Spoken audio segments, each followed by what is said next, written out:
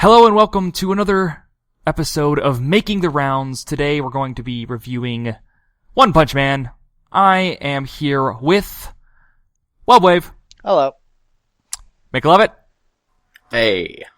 Special guest. First time on a show like this. Alrighty, so I'm going to go ahead and go into a few things just right off the bat into One Punch Man that I really enjoyed.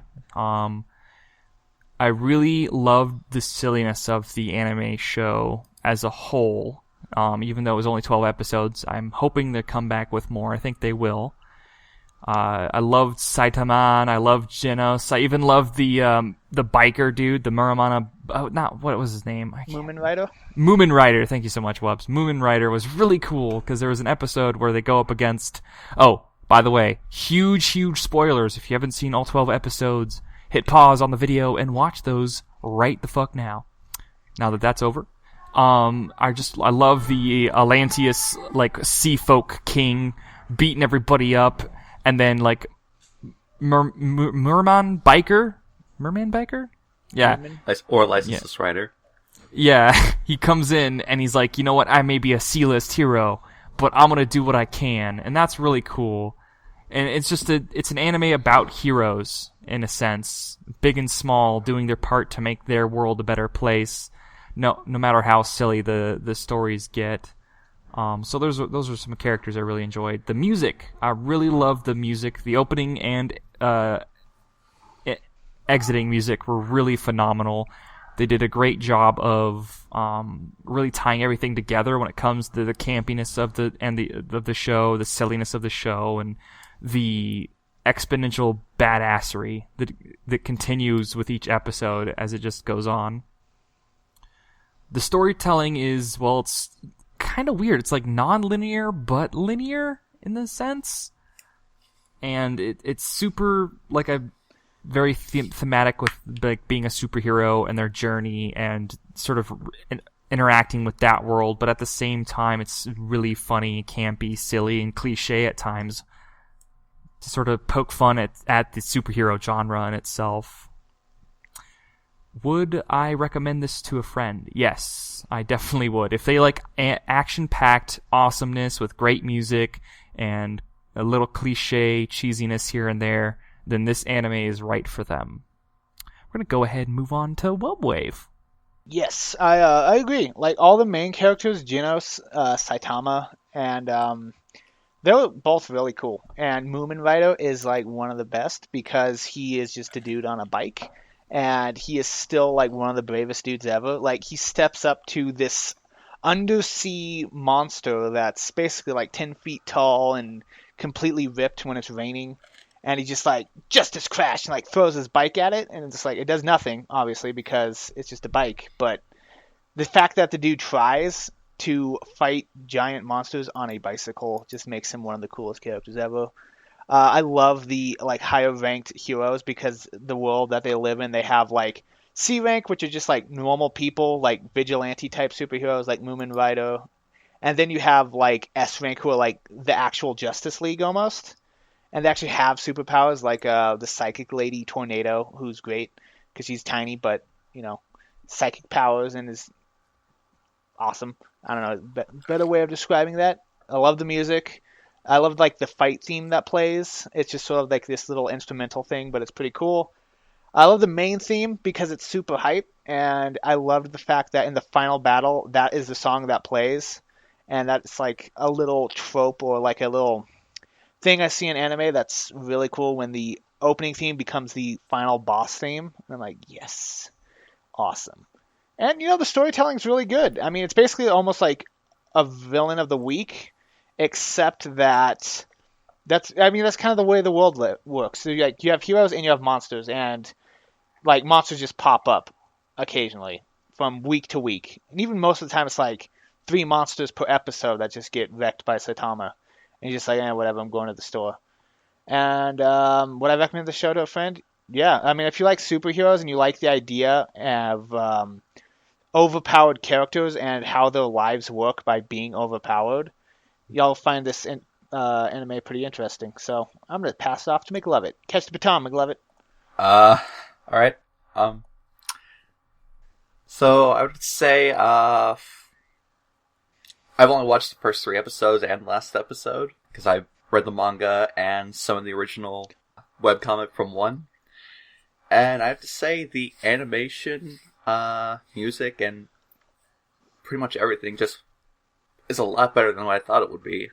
And normally I don't even watch anime in subtitles only, but I loved watching this in subs. Would you recommend it to a friend? I'd absolutely recommend it to a friend, especially just for the last fight. Just how amazing they made that.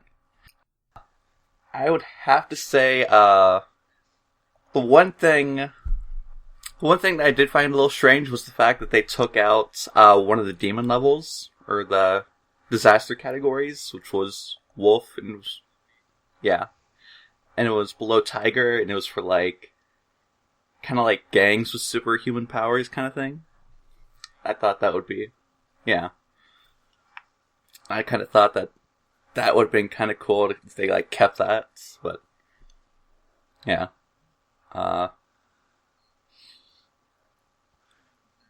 And the opening theme, damn, the opening theme was good. Yeah. The opening theme was super sick, super hype, by far one of my favorite anime openings ever, and I'm really glad the YouTuber Nate Wants to Battle did a English version of it, because it makes it even that much cooler for me. I love how serious the opening makes the show seem, and then it's not at all. Yeah. And the opening has nothing to do with anything that he does in the show. It's just him punching shit. Yeah. Yep. Do you guys have a favorite punch of One Punch Man? I love his super serious punch at the end to defeat the final boss. That was great. Oh man, that was so good. He's that's literally, yeah. It's he doesn't give a fuck. He's so overpowered that even basically this world's version of Frieza is just all right, now I gotta go into a serious punch. Yeah. Yeah. What about you, McLovin? Do you have one in particular? Well, it's not really a punch; it's more of a slap. It would have to be when he fought. I know the one. When he fought Mosquito Girl, and it was just Genos is falling from the sky, and he's she's too strong. I've got to self-destruct. And then just out of the blue, smack! And then you just see a building just get coated in blood. And it was that was amazing. She just blows up. Yeah. That's the funny part about it, because that 1 second was just meh against her face, and then all over the place. That's, yeah. I couldn't recommend this anime any more than I already have. I mean, I really just enjoy it a lot. And even if you're not really big into anime, I still think you should watch this one, because it'll show you the silliness and the fun side of anime. Yeah, I can definitely agree with that. It's a good take on the overpowered character genre that a lot of shonens fall into, with Goku and what's the guy Luffy. from Bleach, whatever his name. Ichigo. Ichigo. Yeah, that Ichigo. And it's eventually characters become so strong that it just doesn't make sense that they have any limits anymore. And this shows that, but in a funny way. You don't see him becoming super powerful, but he's just he's God, and he's just I'm gonna go to the store today.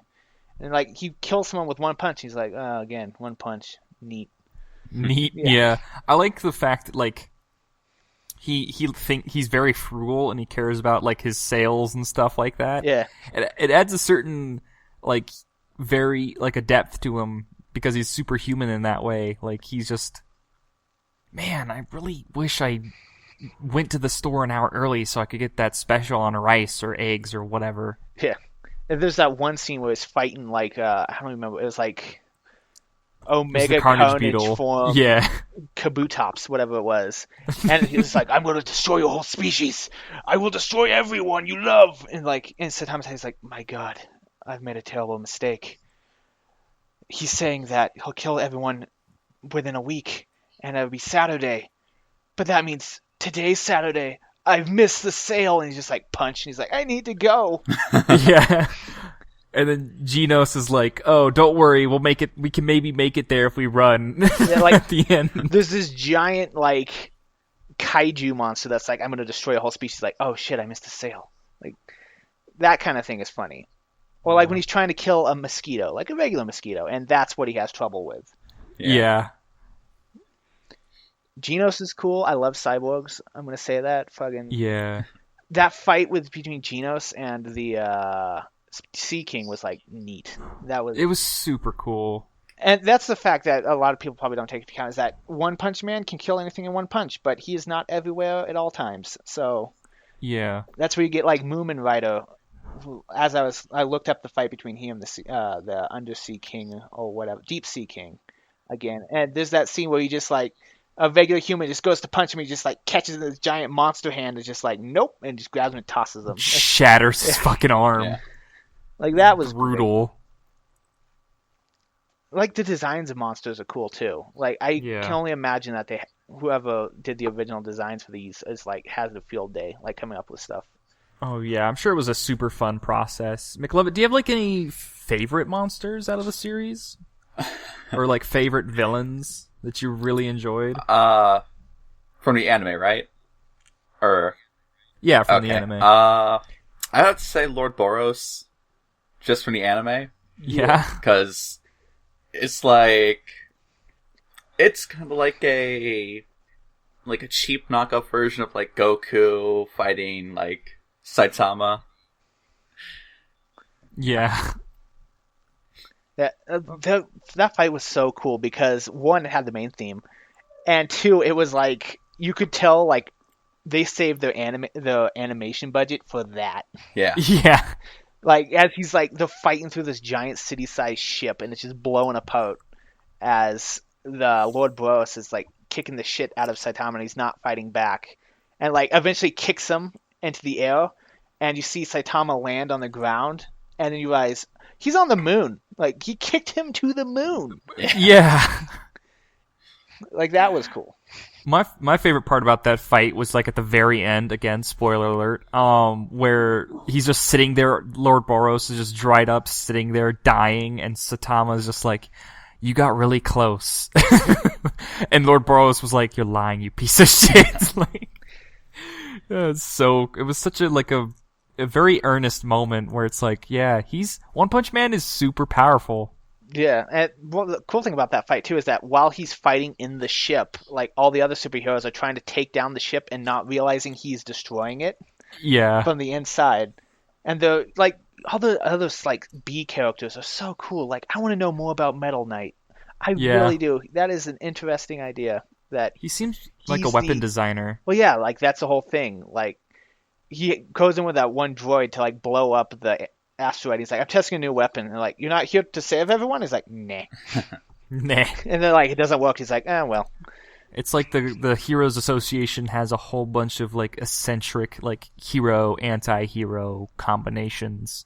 Yeah, that's like you have like the real Justice League at the top, and then you have like kind of like normal people towards the bottom that just want to become heroes, which is still a really cool idea because, I mean, it's like they show in that fight after the aliens nuke a city, like the Justice League part is trying to take down the ship, and the regular people are like evacuating citizens. Like, it's like it's a cool thing. It's like everyone can do their part. Yeah, everyone does their part, and everyone can be a hero. It doesn't take a S-level hero to be, the best or whatever. And it's like one of the reasons why I think Murin Rider does, like, he's the top C hero. Yeah.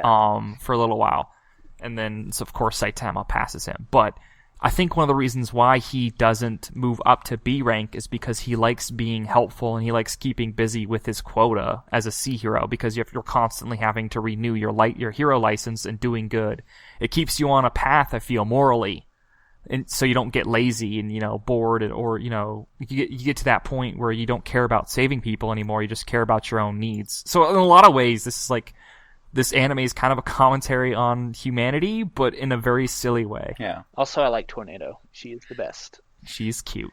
There's the one scene where, like, it's basically Godzilla is, like, walking towards the city, and she just drops out of a plane, and it's like, I'm going to fight you, and then she gets a phone call, and she's like, hold on a second, to Godzilla, and Godzilla's like, what? Like, how dare you? Yeah. It's like, it would take a meteor to kill me, and she's like, fine. and she just pulls a meteor out of space with her psychic powers and kills him with it. Yeah. Also, we gotta mention anime is a little gory. Like, yeah, super gory. It's like, oh, what for how silly it is. yeah, like when he normal punches the beast guy and he just goes to bits. Like, yeah, the king of beasts, and he just gets obliterated, and you see like an eyeball fall to the ground in slow motion. It's like, what? There's some like that remind me of when he kills the Deep Sea King, because he just punches him, his eye falls out, and it goes from raining to day with the power of the punch, which I loved. Yeah. I think that was like he also was emotionally invested with that punch because he saw like everybody try their best and he wasn't there, and I think there was like some like emotional strength behind that. I think that's why like he was so brutal towards the Sea King as well. Well, that's the one thing I also like about Saitama is that in that fight, like he kills the Sea King after like an mini army of other heroes try to take him down and get wrecked. And then like there's someone in the audience who's like, those other heroes sucked. They shouldn't even been heroes. And Saitama's like, fuck you, dude. And it just goes like, they weakened it for me. I'm a big dick. And he's like, yeah, give me all the credit. And they're like, fuck you. And they're like, those guys were the best. And it's like, nice. That was so cool. I almost I was very close to crying at that point. He's a willing moto, which is pretty Yeah. cool. Anything else? Watch this fucking anime. Do it. Yeah, watch it. Do it. Good. And after you get done watching the anime, read the manga. I'll have to because I can't wait. And then after you're done with the manga, read the webcomic. That's really cool. I didn't know it was based off a webcomic. Yeah. I was just gonna say, first it was a webcomic, then a manga, then an anime, and the guy who made the comic kind of like stylizes art off a popular manga artist, and after it got like a lot of popularity, that guy offered to make the manga for him, and that's all we had today. Which is really cool. Like, you stylize it off someone, and then they're like, dude, I want me to make a manga of this? And you're like, awesome. Like, that's really cool. Yeah, it's sort of like an internet success story. Like he was so passionate about his inspiration for like his favorite mangaka, and then his like senpai noticed him in the most weeaboo way to say that, and it's like, dude, let's make cool shit together. So here's a question, since I haven't read the manga yet. Does Genos ever do something really cool? I mean, he fights really cool, but he always gets his shit wrecked at the end of the day. Like, is there a point where he wins without Saitama? Keep in mind that we haven't read the manga, so just say yes yeah. or no.